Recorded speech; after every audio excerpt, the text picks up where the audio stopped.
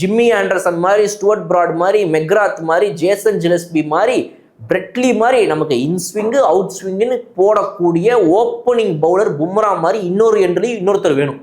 அப்போதான் நம்மளால 2 எண்ட்லையுமே ப்ரெஷரை போட்டு ஒரு ஓப்பனிங் பேட்ஸ்மேன் ஆஃப் இங்கிலாண்டையோ ஆஸ்திரேலியாவையோ அவங்க ஊரில் போய் ஸ்லிப் கார்டனில் 6 பேரை நிப்பாட்டி வச்சு பயமுறுத்த முடியும். அதை நம்ம பண்ணாத வரைக்கும் நமக்கு இந்த பிரச்சனையிலேருந்து தீர்வே கிடையாது. ஸோ நம்மளுடைய இந்திய டீமை பொறுத்த வரைக்கும் 2 விஷயம்தான். ஒரு நல்ல ஃபாஸ்ட் பவுலிங் ஆல்ரவுண்டர் நிதிஷ்குமார் ரெட்டியோ ஷர்துல் தாக்கூரோ, உங்களுக்குள்ள யாரான நீங்கள் முடிவு பண்ணிக்கோங்கப்பா.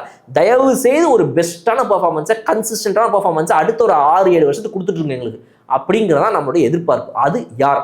நிதிஷ்குமார் ரெட்டி மேலே நாங்கள் இதுக்கு மேலே நம்பிக்கை வைக்கலப்பா, அடுத்த சீரிஸ் கொடுத்து பார்த்துட்டோம், வேலைக்கு மாதிரி தெரியல, அடுத்த ஆளை கொட்டுவாங்க. பட் அந்த ஸ்லாட்டுக்கு யாருங்கிறது நம்ம முடிவு பண்ணும்.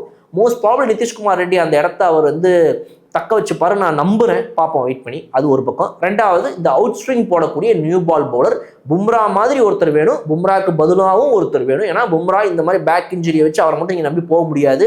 அவர் போக போக நாள் ஆக ஆக அவருடைய 100% பவுலிங்கை போட முடியாமல் சும்மா பாதி பவுலிங் தான் போடுறாரு. அவருடைய 100% கொடுக்க முடியல. அதுக்கு முன்னாடி 4வது மேட்ச்லேயே நீங்கள் பார்த்தீங்கன்னா கூட. So who is going to replace Bumrah next or who is going to be an alternative for பும்ராங்கிறது ஒரு பக்கம்.